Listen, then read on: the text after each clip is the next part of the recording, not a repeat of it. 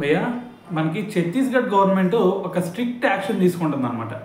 అయితే దీనికి సంబంధించే మరి ఒక ఎస్టీఎఫ్ను కూడా రెడీ చేసి, అంటే స్పెషల్ టాస్క్ ఫోర్స్ని రెడీ చేసి, సో మరి మొత్తం కూడా అన్ని డిస్ట్రిక్ట్లో ఎవరైనా సరే బంగ్లాదేశ్ నుంచి అక్రమంగా ఇక్కడికి వచ్చి ఇక్కడ మరి ఫేక్ డాక్యుమెంట్స్, ఆధార్ కార్డ్ అవ్వచ్చు, రేషన్ కార్డ్ అవ్వచ్చు, సో ఇలాగ ఫేక్ డాక్యుమెంట్స్ క్రియేట్ చేసి మరి ఆ స్టేట్లో ఎవరైతే ఉన్నారో వాళ్ళందరిని కూడా పట్టుకొని తిరిగి మళ్ళీ ఇది బంగ్లాదేశ్కి పంపించాలి అని చెప్పేసి ఎస్టీఎఫ్ను కూడా రెడీ చేసిందనమాట.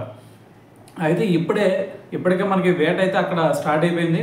సో ఇప్పటి వరకు చూసుకుంటే మొత్తం కూడా ఒక ప్లేస్లో 300 మెంబర్స్ని పట్టుకున్నారు. దాని తర్వాత ఓవరాల్గా స్టేట్లో చూసుకుంటే మొత్తం కూడా 2000 మంది పైగా పట్టుకున్నారు అనమాట. సో అయితే మరి వీళ్ళందరినీ కూడా తీసుకెళ్ళి మరి బోర్డర్లో కొన్ని శిబిరాలు ఉంటాయి కదా, సో ఆ శిబిరాల్లో వీళ్ళనైతే వదిలిపెడతాం జరిగింది. సో మరి ఇదే విధంగా ఇంకా ఎవరైనా సరే ఇలా దొరికితే సో వాళ్ళందరూ కూడా పట్టేసుకొని తిరిగి బంగ్లాదేశ్కి పంపించాలి అని చెప్పేసి సో మరి ఛత్తీస్గఢ్ గవర్నమెంట్ అయితే చూస్తూ ఉందన్నమాట.